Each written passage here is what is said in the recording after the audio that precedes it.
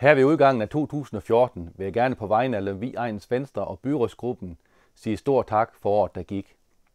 Vi er kommet rigtig godt i gang med den nye valgperiode. Et travlt år, hvor det nye byråd og ikke mindst Venstres store gruppe på 12 mand har arbejdet hårdt for at leve op til den tillid, som vælgerne viste os til valget. Vi har truffet en historisk beslutning om at bygge et nyt havnebassin i Lemvig, efter at stormen Bodil ødelagde Vestmolen. Et byggeri, som er endnu en brik i den flotte omdannelse, som vi har i gang sat på Lemvig Havn. En omdannelse, som omverdenen også kvitterer for, da vi i 2014 fik en pris for den flotte nye højvandssikring på havnen. Vores erhvervshavn i Thyborøn var også i fokus i 2014, hvor vi kunne fejre havnens 100-års fødselsdag i maj måned.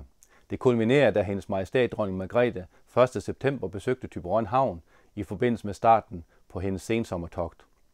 Et fantastisk dag, da Dannebrog endnu en gang anløb Thyborøn Havn, så føler vi alle, at vi er en del af et større fællesskab. 2014 vil også blive husket for året, hvor vi var værter for DGI's landstævne for musik og dans.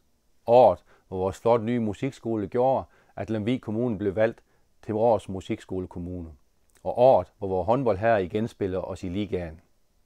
Igen i 2014 viste vores ildsjæle, hvad vi i fællesskab kan præstere. Vi fik indviet Gudum Sognehus og det nye renovere og ombygge Borgbjerg Fyr. Og 2014 kunne vi også få endnu en byfornyelse til rækken med det flotte indvielse af Midtpunkt i Nørre Nissum.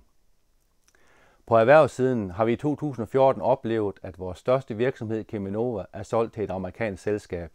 Vi byder dem velkommen til Lemvig Kommune og håber, at de kommende år kan være med til at udvikle selskabet yderligere. Det var også i 2014, at vi fik i gang sat klyngesamarbejde for offshore virksomhederne, hvor ca. 30 virksomheder er gået sammen om at skabe nye arbejdspladser med afsæt i Nordsøen. Jeg vil slutte af med at ønske alle et rigtig godt nyt år, med håbet om, at vi i fællesskab kan skabe ny udvikling i Lemvig Kommune i 2015. Med de mange planer, vi har for investeringer i skoler, havne og byfornyelse, sammenholdt med de mange positive tiltag, der er gang i vores dygtige virksomheder, og ikke mindst træskibsstævne til pinse, så glæder jeg mig rigtig meget til det nye år.